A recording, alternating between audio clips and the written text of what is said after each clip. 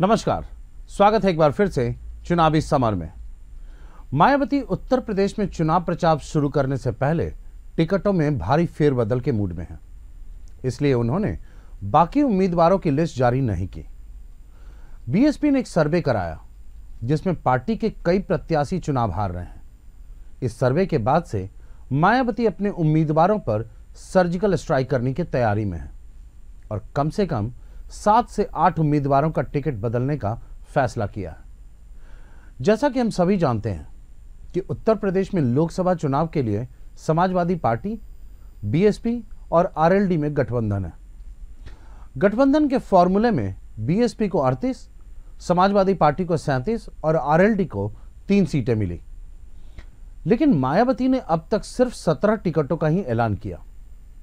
BSP के एक बड़े नेता ने बताया कि पार्टी ने एक एजेंसी से सर्वे कराया जिसमें कई चौंकाने वाली बातें सामने आई। बसपा के सर्वे के अनुसार पूर्वांचल की कई सीटों पर पार्टी हारती हुई नजर आ रही है। दरअसल प्रियंका गांधी के पॉलिटिक्स में आने के बाद से कुछ सीटों के समीकरण बिगड़ गए हैं। कुछ जगहों पर कांग्रेस के उम्मीदवारों ने मुकाबला त्रिकोणीय बना दिया। इस सर्वे के बाद से मायावती अलग अलग तरीके से फीडबैक ले रही हैं। वैसे यह कहने की अब जरूरत नहीं है कि मायावती की रणनीति कितनी स्ट्रांग है कि जैसे ही उन्हें खतरे का एहसास हुआ फौरन चौकन्ना हो गई। मायावती ने कैसरगंज से अपने उम्मीदवार संतोष तिवारी का टिकट काट दिया। मायावती कई सीटों पर पहले ही 3-4 बार उम्मीदवार बदल चुकी हैं। इसके बावजूद उन्हें लग रहा है कि कुछ जगहों पर बीएसपी का प्रत्याशी बीजेपी के मुकाबले कमजोर है। बदले हुए सामाजिक समीकरण के हिसाब से मायावती ने बांसगांव सुरक्षित सीट पर टिकट बदल दिया। पहले यहां दूधराम को उम्मीदवार बनाया गया था, लेकिन अब सदल प्रसाद यहां से चुनाव लड़ेंगे। वे यूपी सरकार में मंत्री भी रह चुके हैं। इसी तरह देवरिया से भी बसपा प्रत्याशी बदलने का पर विचार चल रहा है। पहले यहां नियाज हसन को टिकट दिया गया था, बाद में उनका टिकट कटा तो वे कांग्रेस के उम्मीदवार बनाए गए।